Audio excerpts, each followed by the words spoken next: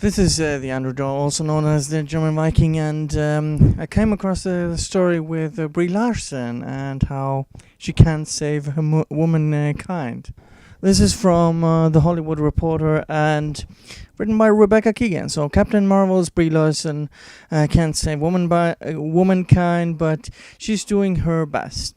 The Oscar winner and fierce gender equality activist is proud to be starring as Carol Danvers or Carol Manvers. I think Ethan Muscovy is calling her. No, Carl Manvers. In the Disney-owned studio first female-fronted franchise. What about Elektra? That happened like 18 years ago. Okay. Let's just forget about history. Just don't to conflate its success with the fate of women in Hollywood. We've been opening movies since the silent era. Yeah, so what's the problem then? In a bright and airy dance studio on an austere stretch of Melrose Avenue in late January, Brie Larson is mid-spin, her face a mask of concentration, the faintest glow of a perspiration on her brow. In dance, as in life, Larson gives things her all, especially when the disco ball is turning and the Chaka Khan track hits. Okay, what? What does this have to do with the movie? Her hoodie tossed to the side, Larson following the man she calls her dance sensei as he leads her into a simple ballet turn known as chané, whatever. Some attitudinal walking and a move where she tilts her body back and thrusts her chin up. Okay, this is stupid. Let's skip ahead. The dance studio is where Larson to feel empowered, occasionally via out the stretching of the jazz hands, and that means you can spare her any "you go girl." Yeah, the jazz hands is basically a feminist version of clapping because clapping is offensive to people who have hands.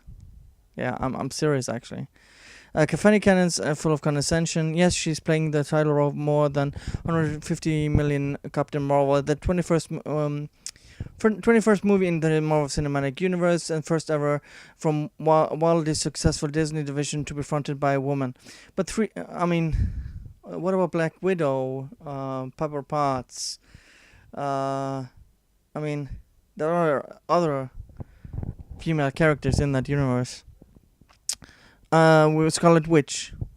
But 3 years after she won an Oscar for a performance in the indie drama room, the 29-year-old actress is confident enough to reject your media narrative about box office stakes and the fate of women and blah blah blah because Larson has read this story before and she knows how it ends. Yeah, and we know how it ends as well, like Ghostbusters and other movies where they basically gender swap to women or minorities so they can earn money off of other franchises which had white male leads.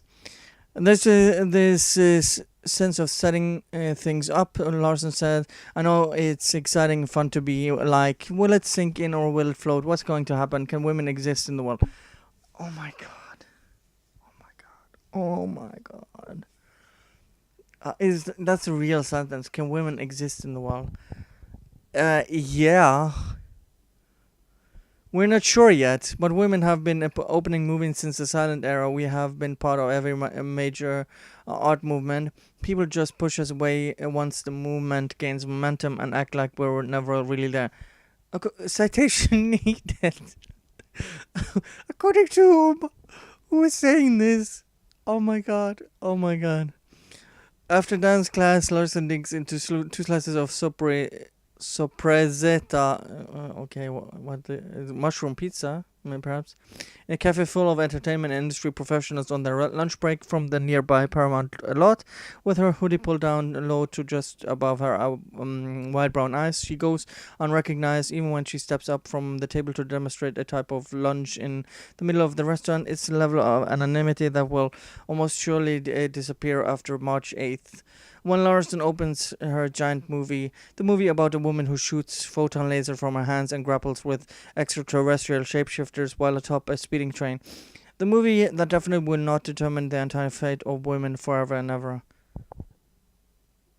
That sentence makes, again, no sense. Except that it will. A little, okay. So you're contradicting yourself. Okay. Well, what?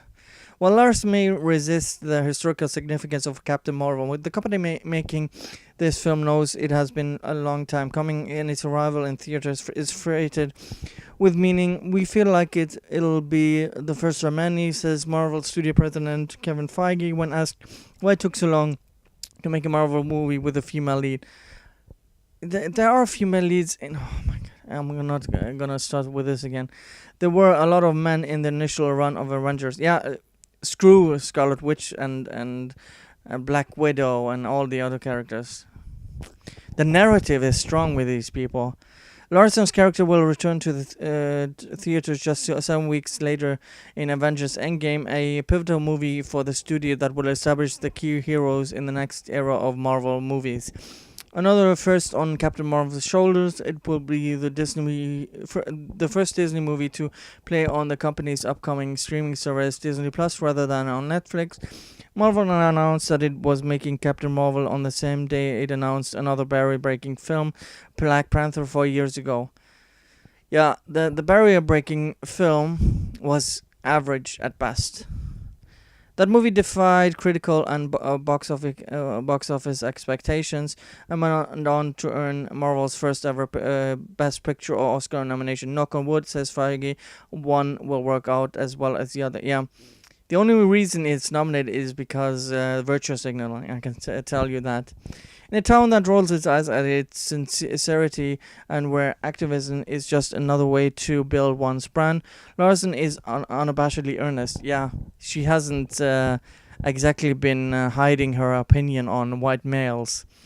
A trait revealed in her long-standing advocacy, she has been an early organizer of Time's Up. Yeah, of course she has. A vocal champion of sexual assault survivors.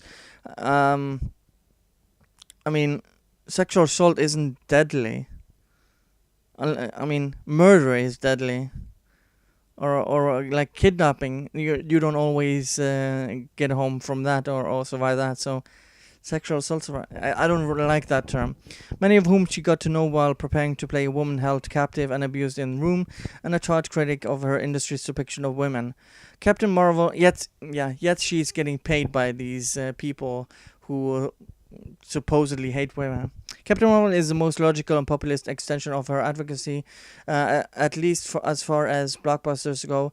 The very nature of this film means that I'm having conversations that I'd like to have what it means to be a woman. Larson says what strength looks like, the complexities of the female experience, female representation. It's surprisingly uncool that my first giant movie I get to be having those kinds of conversations, but that's also why I've waited and been particular about what jobs I do. Oh, good for her. Captain Marvel is the embodiment of ideas of Larson has been ruminating on since she was an awkward homeschooled kid living with her single mom and younger sister in a studio at the awkward. Okay, I'm just gonna skip that because I don't need a biography of her. So I'm skipping in the next two paragraphs. When she first started talking to Marvel about the superheroine role in the midst of her Oscar race room, I was hesitant to even meet. Larson says, I was like, I don't think what comes with a movie like that is anything that I can harness and hold. I'm too much of an introvert, I'll just collapse.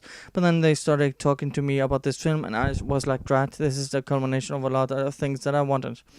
The character, whose civilian name Carol Danvers, is an Air Force test pilot during the late 1980s and early 90s in an era when female pilots were not allowed in company. Yeah, there was a recent story where a female fighter pilot had to retire because she wasn't able to give commands after like 2-3 weeks or something. So, yeah, that narrative isn't really looking that good for you, Brie Larson.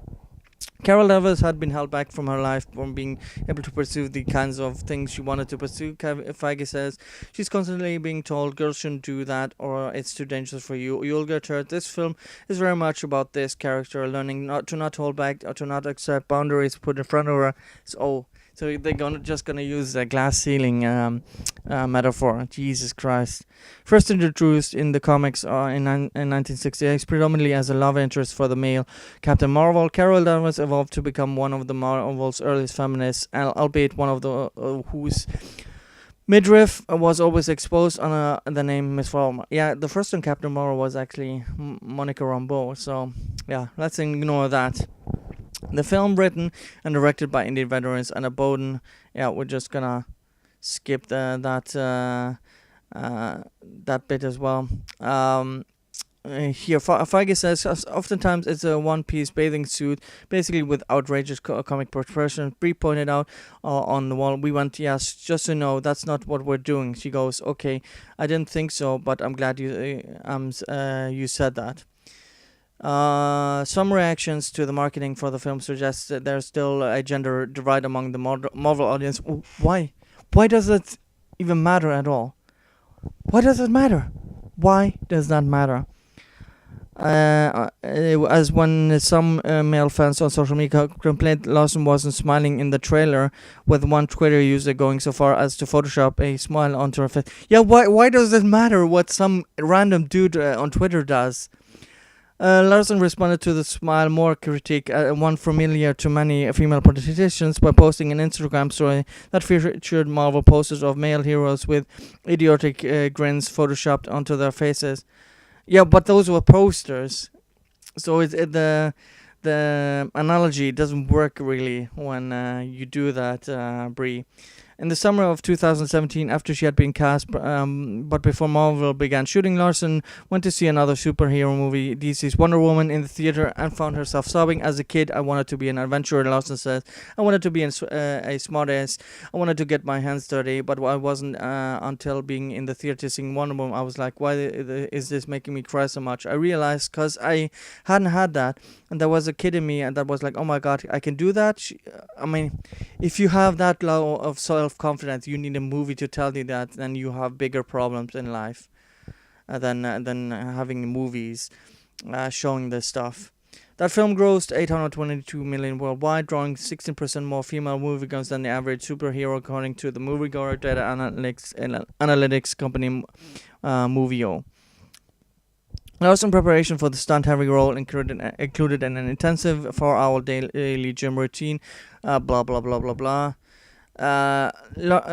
So I'm not gonna really read the rest of the article because this just seems to go on and on about how awesome she is, and I don't want to make this video 30 minutes long. So I think you get the gist of this article. Basically, from her own mouth, is that men are bad, women are awesome. We need more representation, even though women haven't had more representation than they have. I mean, just in the past, you've had great movies, Leia in Star Wars, Terminator, Alien. Look at Disney animated movies. You've had so many. Nobody talked about Alita Battle Angel, and that had a female lead, and it's basically has gotten some praise, at least from the people I watch on YouTube. And then you have people, the critics, basically bashing it, and then claiming it is sexist, and how they portray that character. Yet when they go and defend a movie like Captain Marvel, you have the same people that defend, and they get triggered. The actress herself gets triggered by Photoshop of her smiling in a poster because she looked so sour and uninspired in the trailer. Nobody talked about how people told Henry Cavill to smile more as Superman, and thought he was too boring. But let's just ignore that. But he was a male, so that doesn't matter at all. Oh my god, I hate these people. They just want to perpetuate, and here in an article, Time's Up still takes a solid amount of my time. of my time every day. We now have lots of ways to try to hold ourselves accountable. We're also dealing with a lot of institution, agencies, union, studios, but I'm constantly getting emails that make me go, this is working. She cites the recent 4% challenge, a Time's Up initiative launched in January, calling on actors, producers, and studios executives to commit announcing a project with female directors in the next 18 months. Larson says he was stoked by the Disney CEO Bob Iger's response to the challenge, which was to announce that 40% of Disney's upcoming movie slate is being directed by women. Yeah, fuck those who are sorry for swearing, but who are actually qualified for that job. Screw those people, and let's just have token women to direct movies, and screw people men who have sacrificed personal relationships, family, blood, sweat, and tears, and energy into being good directors. No, let's just have women who might not be qualified or good with these sort of movies, and just hand it to them. This is why box office has gone down 23% during the last 2 years, and why people are not gonna be excited to watch Captain. I hope it flops.